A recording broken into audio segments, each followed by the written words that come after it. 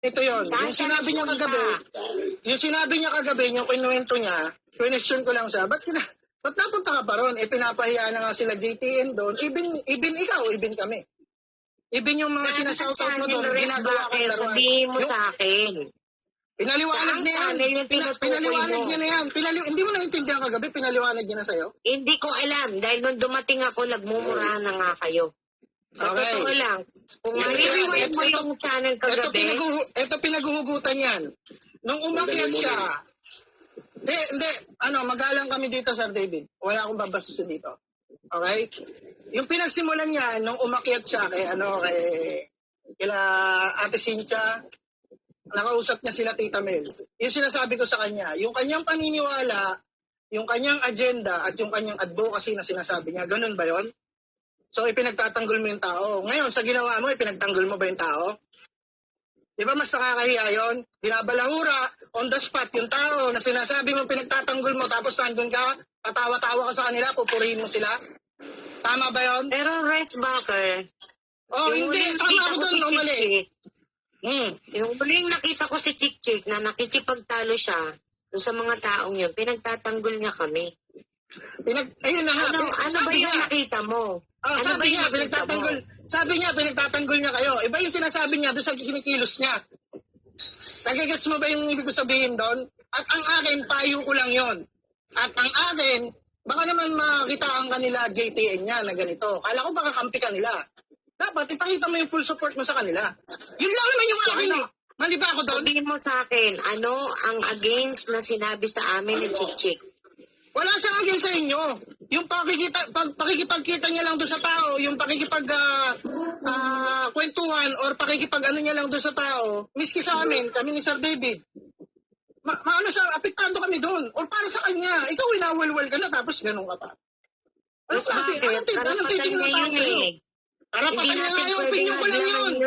Opinion ko lang yun. Bakit nga kailangan na walwalin ako sa channel nyo? Private conversation namin yun. Naiintindihan mo ba yun? Bakit kayo kailangan mag-away doon sa channel sa taas? Hindi ako nakipag-away sa inyo. Una sa lahat, hindi ako nakipag-away sa inyo. Ako yung winalwal doon. Mali ba ako doon? Ang nabutan ko kasi, Retzbacher, ito nagko-comment siya. Okay, ito pa, nagko-comment siya. Sandali. Ang sabi niya, pwede ako magsalita, Retzbacher. Sige, Daddy David.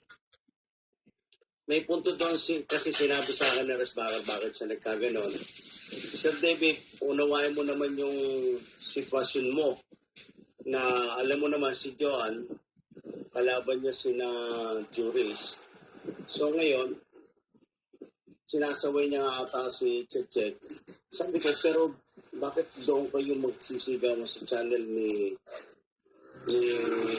Joan? Kaya nga ngayon, tinawagan kita. Sabi ko, pakibaba mo na lang si Retzbacher para walang problema na, para hindi na lumaki ang problema. Which is, naintindihan ko naman si Retzbacher, Joan. Hindi against sa iyo si Retzbacher dahil sinabi niya sa akin, Sir David, intindi mo ako kasi kalaban niyo si Juris o kalaban ni Joan tapos makikita ko to si Chick daw na ganito. Pero yon is one of the excuse na wala naman tayong pakialam kung saan pumunta si Chick. Pero yung mga comment, hearsay o comment noon, siyempre, meron tayong pinaglalaban dito, Joan. Yun ang punto ni Retzbacher. Ang mali lang kay Retzbacher, hindi niya sinabi sa iyo. At ngayon nga, ako na mismo nagpababa sa iyo. Sinabihan ko, ayaw ko mapapahamak si Retzbacher at ayaw ko rin mapapahamak itong TWP sa mga pagkakataong ito. So, I did the action and you agree with me, Joan. Sige po, Daddy, baba ko. Pinaba mo.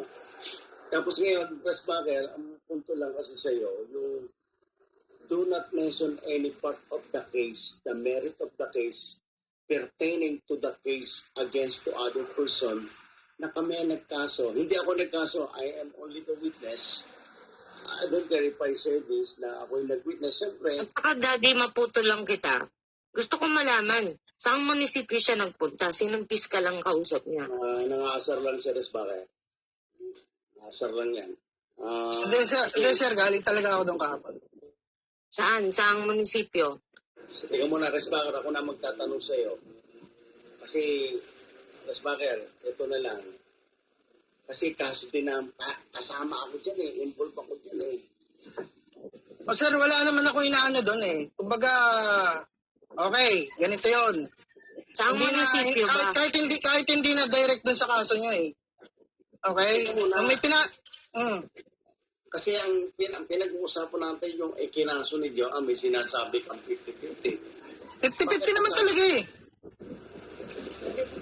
Saang munisipyo ka nga nagpunta? Yun muna sagutin mo. 50-50, hindi nga 50-50 naman talaga Yan naman sinasabi ko, tsaka private sinasabi ko sa inyo sir. 50-50 naman talaga Bakit mo nasabing 50-50? Isa-isa lang yung paliwanag isa-isa lang yung yung explanation Sige. Sasagutin ko lang muna yung unang taga lang, mamaya ka na JTN. Ako nasagot ko na yung pinagmula natin Labas na tayo ron. Kung bakit napunta dun sa kaso, ikaw nag-open kasi sa akin yan. Sasagutin ko lang muna uli sa baba si Chick Chick. Una sa lahat. Yung pagpunta mo doon kay Juris,